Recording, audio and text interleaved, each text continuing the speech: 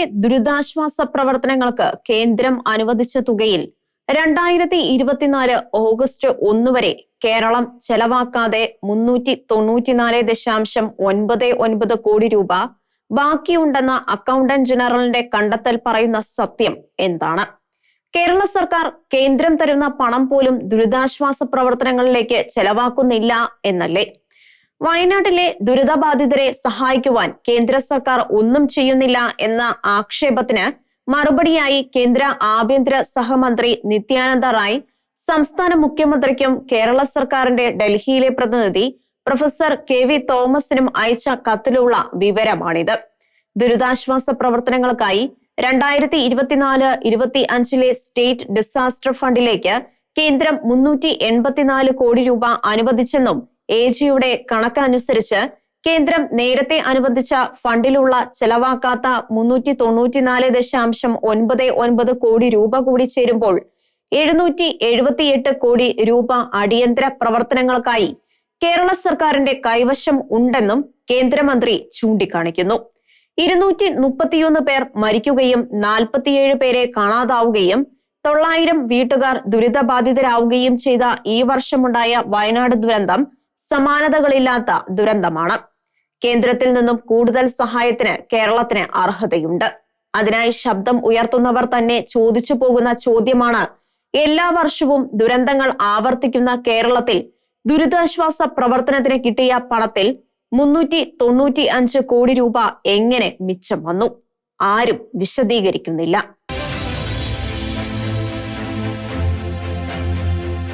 കേരള സർക്കാരിന്റെ എല്ലാ സംവിധാനങ്ങളും ദുരിതാശ്വാസ പ്രവർത്തനങ്ങളിൽ ഉണർന്നു പ്രവർത്തിക്കുന്നുണ്ടോ എന്ന സംശയം പണ്ടേ ഉള്ളതാണ്. റീബിൽഡ് കേരള എന്ന പോലെ കേൾക്കാൻ ഇമ്പമുള്ള ശീർഷകങ്ങൾ ഉണ്ടെന്നത് സത്യം. പക്ഷേ അതിലൂടെ എന്ത് ചെയ്യാനായെന്ന ചോദ്യത്തിന് കൃത്യമായ ഉത്തരമില്ല. പിണറായി സർക്കാരിന്റെ കാലത്ത് 2018 മുതൽ ഉണ്ടായ പ്രകൃതി ദുരന്തങ്ങൾക്ക് ഇരയായവർക്കായി എന്തു ചെയ്തു എന്ന ചോദ്യത്തിന് വിവരം ശേഖരിച്ചു വരുന്നു എന്ന് ഉത്തരം നൽകുന്ന സർക്കാർ രീതി സംശയം വർദ്ധിപ്പിക്കുകയാണ്. കേരള സർക്കാർ ദുരിതാശ്വാസ പ്രവർത്തനങ്ങൾക്കുള്ള പണം അതിനായി ഉപയോഗിക്കുന്നില്ല എന്ന ആക്ഷേപത്തിന്റെ സാക്ഷ്യങ്ങൾ നേരത്തെ ഉണ്ട്. 2018 പ്രളയകാലത്ത് ആലപ്പുഴ ജില്ലയിലെ 12 പഞ്ചായത്തുകളിൽ കമ്മ്യൂണിറ്റി സെന്ററുകൾ പണിതു നൽകുവാൻ മുഖ്യമന്ത്രി ദുരിതാശ്വാസ നിധിയിൽ നിന്നും 36 കോടി രൂപ KSFക്ക് കൈമാറി. വെള്ളപ്പൊക്കം വന്നാൽ ജനങ്ങൾക്ക് അഭയം നൽകുന്നതിനുള്ള ലക്ഷ്യത്തോടെയായിരുന്നു അത്. ഇതുവരെ പണി നടന്നില്ല. പണവും പലിശയും പ്രത്യേക അക്കൗണ്ടിൽ കിടക്കുന്നു. ഇത് ഒറ്റപ്പെട്ട സംഭവമാണോ? ആണെങ്കിൽ തന്നെ ആരാണ് ഉത്തരവാദി? ഉത്തരവാദികൾക്കെതിരെ സർക്കാർ നടപടി ഉണ്ടായോ? പാടത്തെ പണിക്ക് വരമ്പത്ത് കൂലി കൊടുക്കുന്ന പാർട്ടി ഭരിക്കുന്ന നാട്ടിൽ ഇതൊക്കെ നടക്കുന്നു. ഇവരെ തന്നെ പുതിയ പണികളും ദൗത്യങ്ങളും ഏൽപ്പിക്കുന്നത് കാണുമ്പോൾ എന്ത് പറയണം? 2021 ഒക്ടോബർ 21 കോട്ടയം ജില്ലയിലെ കൂട്ടിക്കലും ഇടുക്കി ജില്ലയിലെ കൊക്കയാറിലും ഉണ്ടായ ദുരന്തകാലത്തും ഇതുപോലെ വിലാപങ്ങളും വാഗ്ദാനങ്ങളും വന്നു. കത്തോലിക്ക സഭയും ചില മതസംഘടനകളും പ്രഖ്യാപിച്ച വാഗ്ദാനങ്ങൾ മാത്രം നടന്നു. ദുരന്തത്തിൽ കോട്ടയം ഇടുക്കി ജില്ലകളെ ബന്ധിപ്പിക്കുന്ന 17 പാലങ്ങൾ തകർന്നു. പ്രഖ്യാപനങ്ങൾ പലതും ഉണ്ടായിരുന്നു. എന്തെല്ലാം ചെയ്തു, എന്തെല്ലാം ചെയ്യാനുണ്ട് എന്ന് സർക്കാരിന് പറയാമോ? ആഗോള താപനം മൂലം ഉണ്ടാകുന്ന തീവ്ര മഴ മൂലമുള്ള ദുരന്തങ്ങൾ കേരളത്തിൽ തുടർക്കഥയാവുകയാണ്. ദുരന്തം നടക്കുമ്പോൾ പ്രഖ്യാപനങ്ങളുമായി വരുന്നവർ പ്രഖ്യാപിക്കാതെ പോലും ജനങ്ങളെ സഹായിക്കേണ്ട സർക്കാർ ഇവർ ചെയ്തതുകൂടി ജനങ്ങളോട് പറയേണ്ടതില്ലേ? ജീവനക്കാരുടെ സാലറി ചലഞ്ച് അടക്കം ഏതെല്ലാം മാർഗത്തിലൂടെ സർക്കാരിന് പണം കിട്ടി? ഓരോ ദിവസവും സംഭാവന തന്ന വലിയവരുടെ കണക്കുകൾ പുറത്ത് വിടാറുണ്ടായിരുന്നു. ജീവനക്കാർ 5 ദിവസത്തെ ശമ്പളം തന്നാൽ 400 കോടി രൂപ കിട്ടും എന്നതാണ് കണക്ക്. എത്ര കിട്ടി? എത്ര സർക്കാരിന്റെ കയ്യിലുണ്ട്? ഇതെല്ലാം തുറന്നു പറയാൻ എന്തേ കേരള സർക്കാർ തയ്യാറാകുന്നില്ല?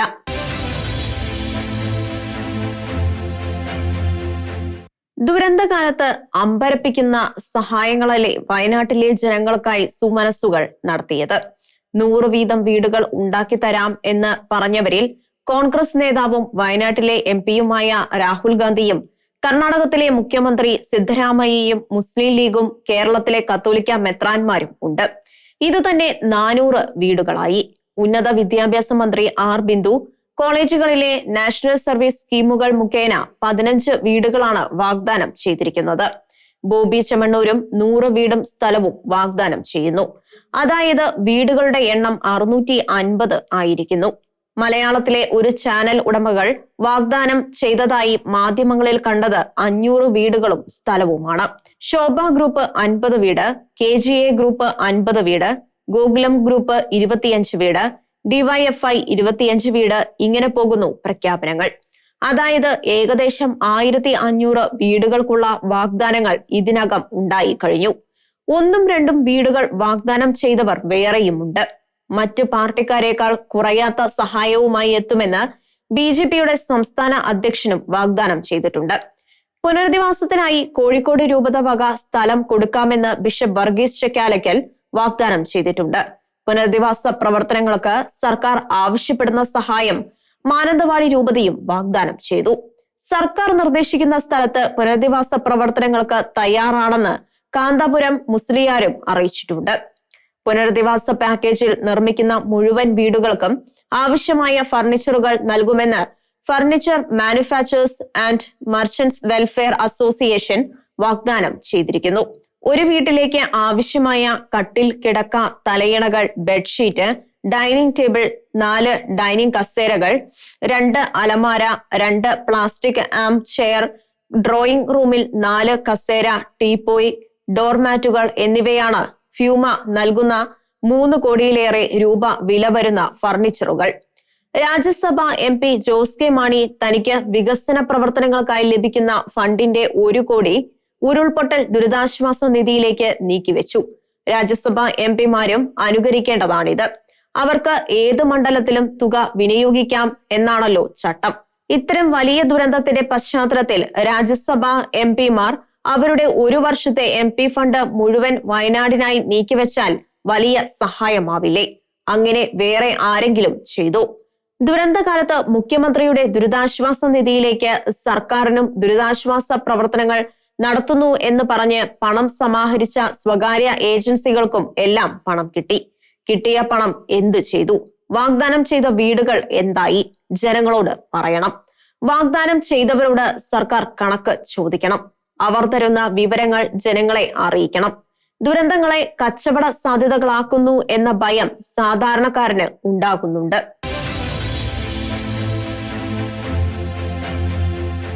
പലരും പണം പിരിച്ചാലും അത് ദുരിതബാധിതർക്ക് എത്തുന്നില്ല എന്ന സംശയം വളരുന്നു. ഇത്തരം ഒരു കഥയുമായി ഭരണകക്ഷിക്കാരനും മുഖ്യമന്ത്രിയുടെ സ്വന്തവുമായ KT ജലീൽ അക്കാലത്ത് പ്രത്യക്ഷപ്പെട്ടിരുന്നു. തന്നെ കേൾക്കുക. കവളപ്പാറയിൽ 5 വർഷം മുമ്പുണ്ടായ പ്രളയത്തിൽ വീട് നഷ്ടപ്പെട്ടവർക്ക് ലീഗുകാർ പണിതു കൊടുക്കാമെന്ന് പറഞ്ഞ വീടുകളായിരുന്നു വിഷയം. 2024 അവ നിർമ്മിച്ചു നൽകിയില്ല. അവിടെ ലീഗ് പണിയുന്നത് താജ്മഹലോ എന്നായിരുന്നു ജലീലിന്റെ പരിഹാസം. 42 വീടുകൾ തകരുകയും 86 വീടുകൾ താമസയോഗ്യമല്ലാതാവുകയും ചെയ്ത ദുരന്തമായിരുന്നു കവളപ്പാറയിലേത്. അവിടെ ലീഗ് പണിയാമെന്ന് പറഞ്ഞ വീടുകൾ ഇനിയും ആയിട്ടില്ല എന്നതും സത്യം. അവിടെ കേടുവന്ന 128 വീടുകൾ സർക്കാരും യൂസഫ് അലിയും ചേർന്ന് പണിതു കൊടുക്കുന്നു. ലീഗ് പറഞ്ഞ 10 വീടുകൾ ആർക്കാവും കൊടുക്കുക? ജലീൽ ചോദിച്ചു. ഇതിനായി പിരിച്ച തുകയുടെ കണക്കും ജലീൽ ചോദിച്ചു.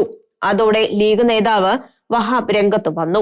കവളപ്പാറയ്ക്കായി പ്രത്യേകം ഫണ്ട് പിരിവ് നടത്തിയില്ലെന്നും ദുരിതാശ്വാസ പ്രവർത്തനങ്ങൾക്കായി സംസ്ഥാന കമ്മിറ്റി പിരിച്ച തുക ഓരോ ജില്ലയിലും സഹായമായി കൊടുത്തെന്നുമെല്ലാം അദ്ദേഹം വിശദീകരിച്ചു.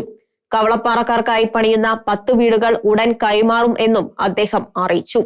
അതായത് ദുരന്തം കഴിഞ്ഞ് 5 വർഷം പിന്നിടുമ്പോൾ സഹായം എത്തുന്നു.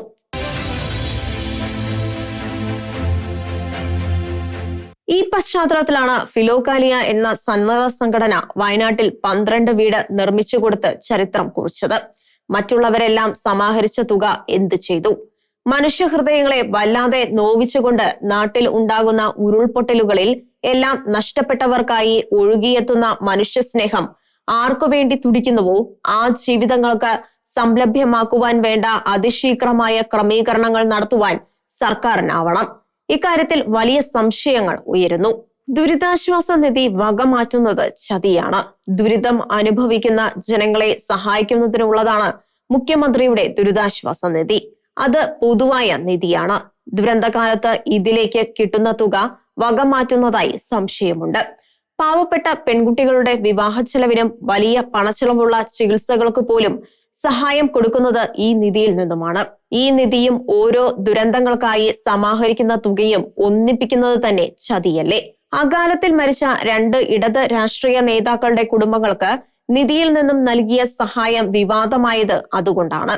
2018 വെള്ളപ്പൊക്ക കാലത്ത് കിട്ടിയ തുകയിൽ നിന്നുമാണ് അത് എടുത്തതെന്ന് ആരോപണം വന്നു. കൃത്യമായ വിശദീകരണം ആരും കൊടുത്തില്ല. ജനത്തിന് അമർഷമുണ്ടായി. ലോകായുക്തയിൽ പരാതി വന്നു. ഇക്കാര്യത്തിലെ നടപടിക്രമം ശരിയായില്ല. പക്ഷേ നടപടിയിൽ പിശകില്ല എന്ന് വിധി വന്നെങ്കിലും ജനം സമ്മതിച്ചിട്ടില്ല. വിധവയുടെ ചില്ലിക്കാശുകൾ വീഴുന്ന സ്ഥലമാണിത്. ഇക്കുറി തന്നെ 8ാം ക്ലാസ്സുകാരി ഒരു പെൺകുട്ടി തന്റെ കമ്മൽ വിറ്റുകിട്ടിയ 12,000 രൂപ നിധിയിലേക്ക് സംഭാവന ചെയ്തത് വലിയ വാർത്തയായി. കോടീശ്വരന്മാരും സമുദായ നേതാക്കളും ഒക്കെ തരുന്ന സംഭാവനകളേക്കാൾ എത്രയോ വലിയ സഹായമാണിത്. കേന്ദ്രം ഭരിക്കുന്ന സർക്കാർ കേരളത്തിന് നൽകുന്ന ഔദാര്യമല്ല കേന്ദ്രത്തിൽ നിന്നുള്ള ഒരു സഹായവും, പ്രധാനമന്ത്രി മോദി നൽകുന്ന ഇഷ്ടദാനവുമല്ല. അത് നമ്മുടെ അവകാശമാണ്. വയനാട്ടിലെ ദുരിതാശ്വാസ പ്രവർത്തനങ്ങൾക്കായി കേരളം ഒരിക്കൽ 900 കോടി രൂപയും പിന്നെ 2000 കോടി രൂപയും അവസാനം 1203 കോടി രൂപയും ചോദിച്ചതായി വെളിപ്പെടുത്തപ്പെട്ടിട്ടുണ്ട്. അവസാനത്തെ കണക്ക് MP-മാരുടെ സമ്മേളനത്തിൽ വെളിപ്പെടുത്തിയതാണ്.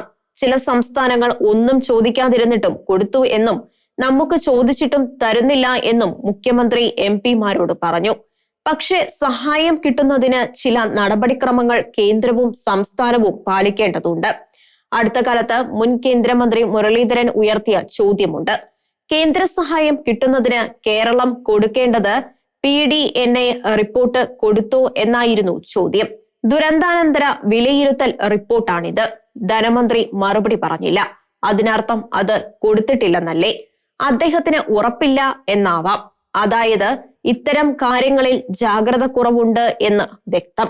പലപ്പോഴും കൃത്യമായ മറുപടി കൊടുക്കുന്ന കേരളം ചില അവസരങ്ങളിൽ പതുങ്ങുന്നത് സംശയം കൂട്ടും. ഉദാഹരണത്തിന് ദുരന്തം ഉണ്ടായ കാലത്ത് കേന്ദ്രം ആവർത്തിച്ച് മുന്നറിയിപ്പ് നൽകിയിട്ടും കേരളം ജാഗ്രതയോടെ പ്രവർത്തിക്കാതിരുന്നത് കൊണ്ടാണ് ഇത്രയും വലിയ ആൾനാശം ഉണ്ടാകേണ്ടി വന്നത് എന്ന് കേന്ദ്രമന്ത്രി അമിത്ഷാ പാർലമെന്റിൽ പറഞ്ഞത് വസ്തുതാപരമായി ശരിയല്ലെന്ന് മുഖ്യമന്ത്രി ചൂണ്ടിക്കാട്ടി. ഉരുൾപൊട്ടൽ നടന്ന ശേഷമാണ് പെരുമഴ സംബന്ധിച്ച മുന്നറിയിപ്പ് കിട്ടിയത് എന്ന് അദ്ദേഹം ചൂണ്ടിക്കാണിച്ചു. ഇത്തരം മറുപടികൾ വരണം. എന്നാൽ കേന്ദ്ര നിബന്ധനകൾ പാലിക്കാതെ പ്രധാനമന്ത്രിയെ ചീത്ത പറഞ്ഞാൽ സഹായം കിട്ടുമോ?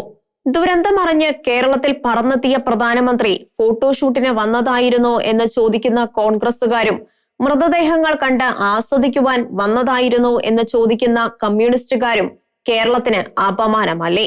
ഹൃദയത്തിന്റെ നിറവിൽ നിന്നാണ് അതരങ്ങൾ സംസാരിക്കുന്നത് എന്ന തത്വം വെച്ച് നോക്കിയാൽ കോൺഗ്രസ് നേതാവ് സിദ്ദിഖിന്റെയും കമ്മ്യൂണിസ്റ്റ് നേതാവ് സ്വരാജിന്റെയും മനസ്സിന്റെ കറുപ്പാണ് ഈ നിരീക്ഷണങ്ങൾ പ്രകടമാക്കുന്നത്. ഇത്രയും വലിയ ഒരു ദുരന്തം ഉണ്ടായപ്പോൾ കേരളത്തിൽ എത്തിയ പ്രധാനമന്ത്രിയുടെ മനസ്സിനെ അഭിനന്ദിക്കുവാൻ രാഷ്ട്രീയമായി മടിയുണ്ടെങ്കിലും നിന്ദിക്കുന്നത് കേരളത്തിന്റെ സംസ്കാരത്തിന് തന്നെ അപമാനമാണ്. മുനമ്പം വിഷയത്തിൽ സമാധാനപൂർണമായ പരിഹാരത്തിന് കേരളത്തിലെ എല്ലാ രാഷ്ട്രീയ പാർട്ടികളും എത്തിച്ചേരുമ്പോൾ ആ നീക്കങ്ങൾക്ക് ഉടക്കുമായി വരുന്ന അഖില കേരള വഖഫ് സംരക്ഷണ സമിതി പോലുള്ള സംഘടനകൾ കേന്ദ്ര സർക്കാർ മുന്നോട്ട് വെച്ചിരിക്കുന്ന വഖഫ് നിയമ ഭേദഗതി അനിവാര്യമാണെന്ന സത്യത്തിന് അടിവരയിടുന്നു. മുനമ്പത്തെ വഖഫ് അധിനിവേശത്തിന് എതിരായ സമരം ന്യായമാണെന്നും അവിടുത്തെ ഭൂമി വഖഫ് ഭൂമി അല്ലെന്നും മുസ്ലിം സമൂഹ നേതാക്കളിലടക്കം ഉണ്ടായിട്ടുള്ള സമന്വയത്തെ വളരെ ബോധപൂർവം അട്ടിമറിക്കുവാനാണ് ഈ സമിതി പരിപാടി ഇറക്കുന്നത്. മുനമ്പം പ്രശ്നത്തിൽ സമവായം ഉണ്ടാക്കുന്നത് സംബന്ധിച്ച് കേരളത്തിലെ ലത്തീൻ മെത്രാന്മാരുമായി നവംബർ 17 മുഖ്യമന്ത്രി ചർച്ച നടത്തി. പതിവ് സമ്മേളനത്തിനായി ഒത്തുകൂടിയ ലത്തീൻ മെത്രാന്മാരുടെ സമ്മേളനവുമായി മുഖ്യമന്ത്രി ബന്ധപ്പെട്ടു. അങ്ങനെയാണ് ചർച്ച നടന്നത്. കേരളത്തിലെ ലത്തീൻ മെത്രാന്മാരുടെ വാർഷിക സമ്മേളനമായിരുന്നു വേദി. അല്ലാതെ മുഖ്യമന്ത്രിയുമായി സംസാരിക്കുന്നതിന് അവർ എല്ലാവരും ഒത്തുകൂടിയതല്ല. സമാധാനപരമായി പ്രശ്നം പരിഹരിക്കുന്നതിനായി മെത്രാന്മാർ തയ്യാറായി. ഇതിന്റെ അടിസ്ഥാനത്തിൽ നവംബർ 22 തിരുവനന്തപുരത്ത് മുഖ്യമന്ത്രി സമ്മേളനവും വിളിച്ചു. അപ്പോഴാണ് അഖില കേരള സംരക്ഷണ സമിതി എന്ന സംഘടന രംഗത്ത് വരുന്നത്. മുനമ്പത്തെ 404 ഏക്കർ വഖഫ് ഭൂമിയിൽ 188 ഏക്കർ വിറ്റതിന് അവർ ഫറൂഖ് കോളേജിനെതിരെ ഹൈക്കോടതിയെ സമീപിക്കുകയാണത്രേ. വഖഫ് അനുമതി ഇല്ലാതെയാണ് അവർ സ്ഥലം വിറ്റത് എന്നതാണ് ഈ സ്വയം പ്രഖ്യാപിത സംരക്ഷണ സമിതിയുടെ ആരോപണം. സമിതിയുടെ chairman Mamukkutty Haji, general secretary Abdulla Khader, Karanthur professor Koyakutty Farooqi എന്നിവർ കോഴിക്കോട് പത്രസമ്മേളനം നടത്തിയാണ് ഈ പ്രഖ്യാപനം നടത്തിയത്. മുനമ്പത്ത് ഭിന്നിപ്പുണ്ടാക്കുവാനും സമിതി ശ്രമിക്കുന്നു. അവിടുത്തെ ഭൂമിയിൽ 138 പാവപ്പെട്ട കുടുംബങ്ങളെ ഉള്ളൂ എന്ന് സമിതി പുതിയ കണ്ടെത്തലുമായി വരുന്നു. അവരെ ഇറക്കി വിടില്ലെന്ന് സംരക്ഷണ സമിതി പ്രഖ്യാപിക്കുന്നു. അവിടുത്തെ 610 കുടുംബങ്ങളിൽ ഏത് അടിസ്ഥാനത്തിലാണ് 138 കുടുംബങ്ങളെ സമിതിക്കാർ കണ്ടെത്തിയത് എന്ന് തീർച്ചയില്ല. മുനമ്പത്തേത് വഖഫ് ഭൂമി അല്ലെന്ന് പാണക്കാട് സാദിഖ് അലി തങ്ങൾ വരെ സമ്മതിച്ചിട്ടും അത് വഖഫാണ് എന്ന് വാദിക്കുന്ന സംരക്ഷണ സമിതിക്കാർ എന്താണ് ലക്ഷ്യം വെക്കുന്നത്? ആർക്കും ഏത് വിഷയവുമായി കോടതിയെ സമീപിക്കാമോ? ഈ സമിതിക്ക് ഇത്തരം ഒരു പരാതിയുമായി കോടതിയെ സമീപിക്കുന്നതിന് നിയമപരമായി എന്ത് അവകാശമാണ് ഉള്ളത്? നാട്ടിലെ സമാധാനം തകർക്കുന്നതിന് ഇത്തരം പരാതികളുമായി കോടതിയെ സമീപിക്കുവാൻ ആർക്കും സാധിക്കുമോ? 2013 കോൺഗ്രസിന്റെ വഖഫ് നിയമത്തിന്റെ ദുരന്തങ്ങളാണോ ഇത്? ഭൂമിയുടെ ഉടമസ്ഥത സംബന്ധിച്ച് കേസുണ്ടായാൽ ഉടമസ്ഥന് ഭൂമി ഈടുവെച്ച് ഒരു വായ്പ പോലും എടുക്കാനാവില്ല. ഇത്തരം ദുരവസ്ഥയിൽ ജനത്തെ എത്തിക്കുന്ന വഖഫ് നിയമം അടിയന്തരമായി ഭേദഗതി ചെയ്യണം എന്നല്ലേ വ്യക്തമാകുന്നത്. സംരക്ഷണ സമിതിയുടെ ഈ വാദത്തെ പിന്താങ്ങിക്കൊണ്ട് ഇടതുമുന്നണിയിലെ ഘടകകക്ഷിയായ INL-ഉം രംഗത്തു വരുന്നു. ഫറൂഖ് കോളേജ് കാണിച്ചത് ക്രിമിനൽ കുറ്റമാണെന്ന് അവർ ആരോപിക്കുന്നു. നവംബർ 22 അവർ കോഴിക്കോട് വഖഫ് കമ്മിറ്റി നടത്തുകയാണ്. അതായത് കേന്ദ്ര നിയമം വരുന്നില്ലെങ്കിൽ ഈ തീവ്രവാദികളെല്ലാം ചേർന്ന് കേരളത്തിലെ ഏറെ ഭൂമി സ്വന്തമാക്കും എന്ന ഭയം ശക്തമാകുന്നു.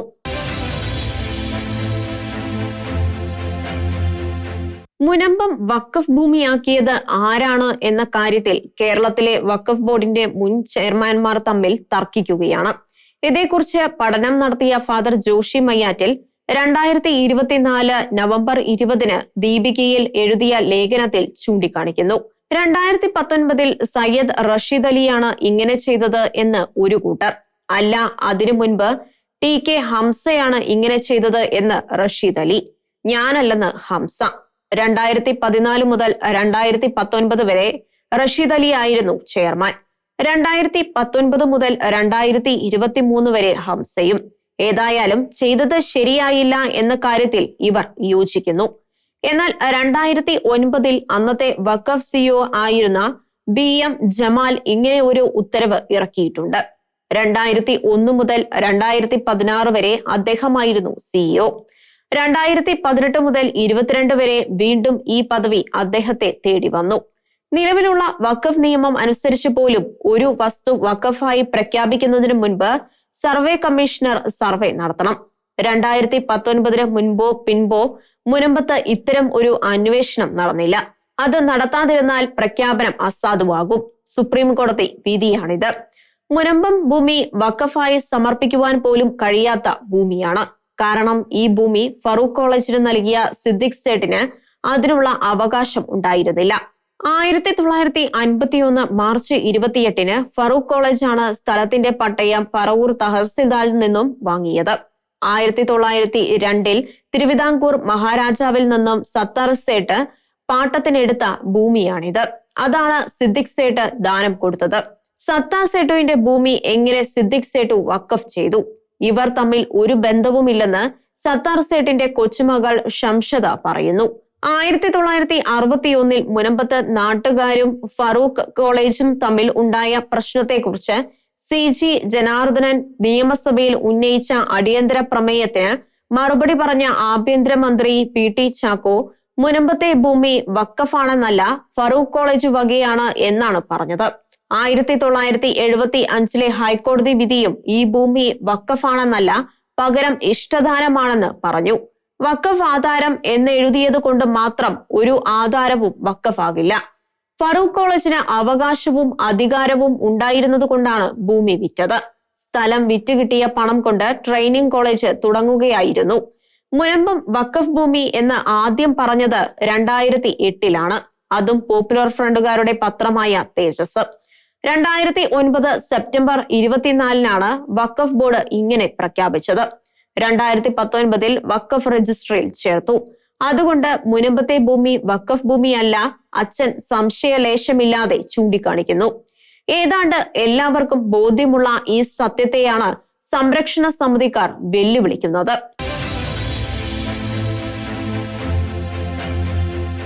കേരളത്തിലെ സഹകരണ സംഘങ്ങളുടെ ഭരണാധികാരം പ്രമുഖ രാഷ്ട്രീയ പാർട്ടികൾ പങ്കിട്ടെടുക്കുന്ന രീതിയാണോ നിലവിലുള്ളത്? നവംബർ 16 നടന്ന കോഴിക്കോട് ചേവായൂർ സഹകരണ സംഘത്തിന്റെ തെരഞ്ഞെടുപ്പിൽ ഭരണം പിടിക്കുവാൻ കോൺഗ്രസ് വിമതരോട് ചേർന്ന് CPM കാണിച്ച അക്രമങ്ങളുടെയും അനീതികളുടെയും കഥകൾക്കൊപ്പം പുറത്തുവന്ന അസ്വസ്ഥപ്പെടുത്തുന്ന ചോദ്യമാണിത്. സംഭവത്തെക്കുറിച്ച് നടന്നതായ പത്രസമ്മേളനത്തിൽ DCC president K Praveen Kumar നടത്തിയ വെളിപ്പെടുത്തലാണ് ഈ സംശയം ഉയർത്തുന്നത്. CPM ഭരിക്കുന്ന ബാങ്കിൽ കോൺഗ്രസും കോൺഗ്രസ് ഭരിക്കുന്ന ബാങ്കിൽ CPM-ഉം മത്സരിക്കില്ലെന്ന് ധാരണയുണ്ട്, പ്രവീൺ കുമാർ വെളിപ്പെടുത്തി. ചേവായൂരിൽ പ്രശ്നങ്ങൾ ഉണ്ടാവില്ലെന്ന TP രാമകൃഷ്ണനും CPM ജില്ലാ സെക്രട്ടറി P മോഹനും ഉറപ്പു നൽകിയതായാണ് അദ്ദേഹം പറഞ്ഞത്. ഇതാണ് സത്യമെങ്കിൽ പിന്നെന്ത് ജനാധിപത്യം? ഓരോ പാർട്ടിയും അവരുടെ നോമിനികളെ വെച്ച് ഭരിക്കുന്നു. എല്ലാ തോന്നിവാസവും തട്ടിപ്പും നടത്തുന്നു. സഹകരണ മേഖല കൈപ്പിടിയിലാക്കുവാൻ ഭരണത്തണൽ ഉപയോഗിച്ച് CPM നടത്തുന്ന നീക്കങ്ങളെ പ്രതിപക്ഷ നേതാവ് VD സതീശനും വല്ലാതെ കുറ്റപ്പെടുത്തി. പത്തനംതിട്ടയിൽ ഇങ്ങനെ 21 ബാങ്കുകൾ CPM പിടിച്ചെടുത്തതായി അദ്ദേഹം പറഞ്ഞു. ബാങ്ക് ഭരണം പിടിച്ചെടുക്കുന്നത് ജനങ്ങളെ സഹായിക്കാനല്ല, കളവ് നടത്താനാണ് എന്ന ഭയം ശക്തമാകുന്നു. കരുവണ്ണൂർ കണ്ടല ബാങ്കുകളിലെ കോടികളുടെ തട്ടിപ്പുകൾ പുറത്തു വന്നതോടെ സഹകരണ മേഖലയിലുള്ള ജനങ്ങളുടെ വിശ്വാസം വല്ലാതെ ചോരുകയാണ്. 26,000-ൽ അധികം സഹകരണ സംഘങ്ങളിലായി 6 കോടി സഹകാരികൾ കേരളത്തിലുണ്ട് എന്നാണ് കണക്ക്. ഒരു മലയാളി ഒന്നിലേറെ സഹകരണ സംഘത്തിൽ അംഗമാണെന്ന് ചുരുക്കം. P രാജഗോപാലാചാരി ദിവാനായിരുന്ന കാലത്താണ് തിരുവിതാംകൂറിൽ സഹകരണ സംഘങ്ങൾ ആരംഭിച്ചത്. നാടിന്റെ മുഖം മാറ്റുന്ന സംവിധാനമായി വളർന്നു വന്ന സഹകരണ മേഖല ഇപ്പോൾ രാഷ്ട്രീയക്കാരുടെ പണം വെട്ടിപ്പിനുള്ള ക്രമീകരണമാവുകയാണ്. ജനാധിപത്യ മുന്നണിക്കാരുടെ നിക്ഷേപങ്ങൾ ഇടതുമുന്നണിക്കാരുടെ ബാങ്കുകളിൽ നിന്നും പിൻവലിക്കുന്നതിനുള്ള നീക്കങ്ങൾ നടക്കുകയാണ്. ഇത്തരം ഒഴുക്കുണ്ടായാൽ പല ബാങ്കും പൊട്ടും. 2502 സഹകരണ ബാങ്കുകളിലായി 30,000 കോടിയുടെ നിക്ഷേപം കേരളത്തിൽ ഉണ്ടെന്നാണ് കണക്ക്. ചെറിയ രാഷ്ട്രീയക്കാരെ സംബന്ധിച്ചിടത്തോളം തങ്ങളുടെ കള്ളപ്പണം ഒളിക്കുന്നതിനുള്ള സ്വിസ് ബാങ്കാണ് സഹകരണ ബാങ്ക്. മലപ്പുറത്തെ AR നഗർ സഹകരണ ബാങ്ക് വഴി ലീഗ് നേതാവ് കുഞ്ഞാലിക്കുട്ടിയും മകൻ ആഷിഖും ചേർന്ന് 1021 കോടിയുടെ തട്ടിപ്പ് നടത്തിയതായി KT ജലീൽ ആരോപിക്കുകയും രേഖകൾ EDക്ക് കൈമാറുകയും ചെയ്തു. ED എല്ലാം സമാഹരിച്ചു വെക്കുന്നതല്ലാതെ ഒരു നടപടിയും എടുക്കുന്നതായി കാണാറില്ല. കുപ്രസിദ്ധമായ കരുവണ്ണൂർ ബാങ്ക് തട്ടിപ്പ് അന്വേഷണം ED 13 ബാങ്കിലെ തട്ടിപ്പ് കണ്ടുപിടിച്ചു. പക്ഷേ അനന്തര നടപടികൾ ഉണ്ടായതായി കാണുന്നില്ല. കേരള സർക്കാർ നടത്തിയ പരിശോധനയിൽ 399 സഹകരണ ബാങ്കുകളിൽ തട്ടിപ്പ് നടത്തിയതായി കണ്ടെത്തി എന്ന് സഹകരണ മന്ത്രി നിയമസഭയിൽ വെളിപ്പെടുത്തി. കേരളത്തിലെ ഗ്രാമീണ മേഖലയുടെ നട്ടെല്ലായ സഹകരണ മേഖല ഇടപാടുകാരെ വെട്ടിച്ച് രാഷ്ട്രീയക്കാർക്ക് കൊള്ളയടിക്കുന്നതിനുള്ള രംഗമായി മാറുകയാണ്. ബാങ്കുകൾ പങ്കിട്ടെടുത്ത് തട്ടിപ്പ് നടത്തുന്നു എന്ന് ഭയപ്പെടേണ്ട സ്ഥിതിയാണ് ഇപ്പോൾ. കേരള രാഷ്ട്രീയത്തിൽ സംഭവിക്കാനിരിക്കുന്ന വലിയ മാറ്റങ്ങളുടെ ശക്തമായ സൂചനകളാണ് ചേലക്കര പാലക്കാട് ഉപതെരഞ്ഞെടുപ്പ് പ്രചരണങ്ങളിലെ മാറ്റങ്ങൾ നൽകുന്നത്.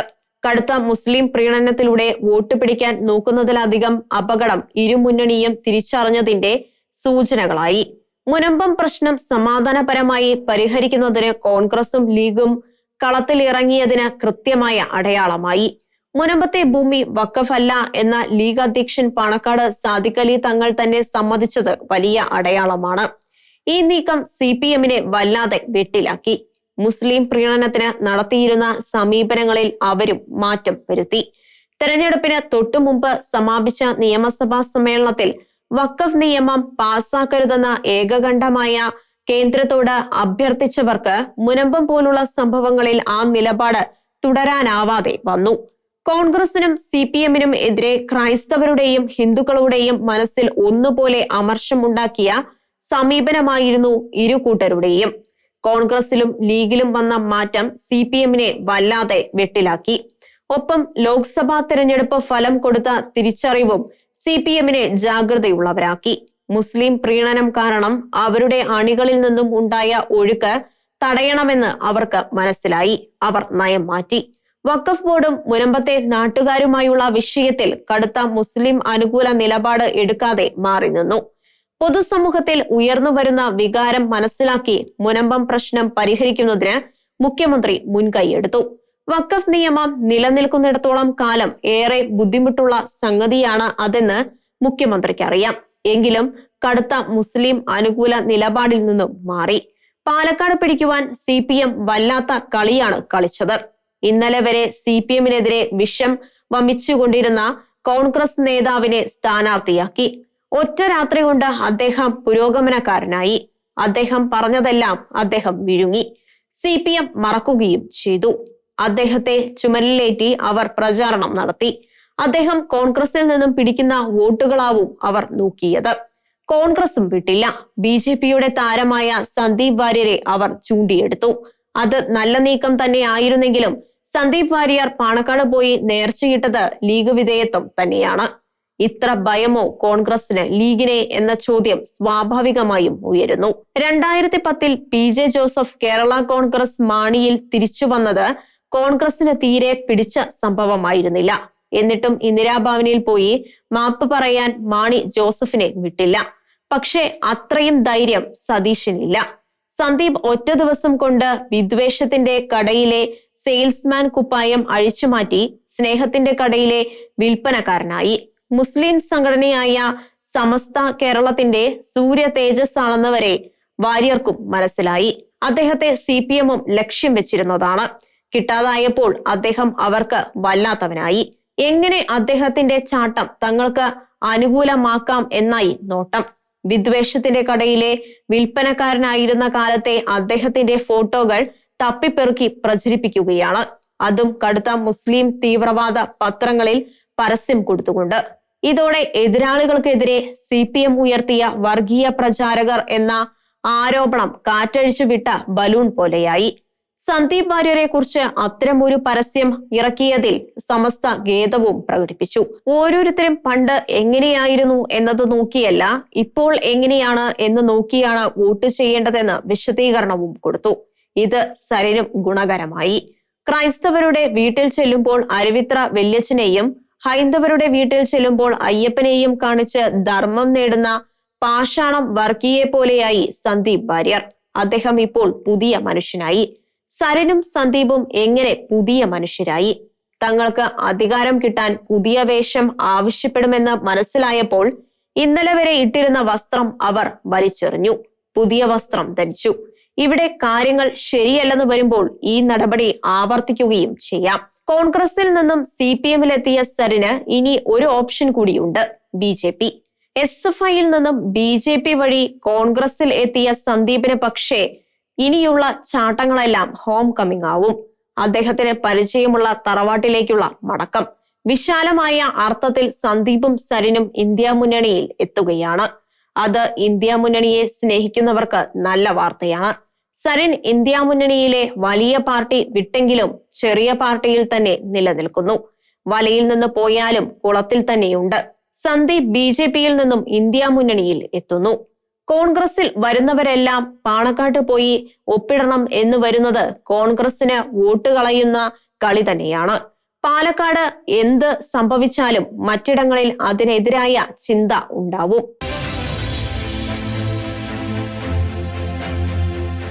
ഷീലോഹിന്റെ കാഴ്ചകൾ ഇനി അടുത്ത ആഴ്ച.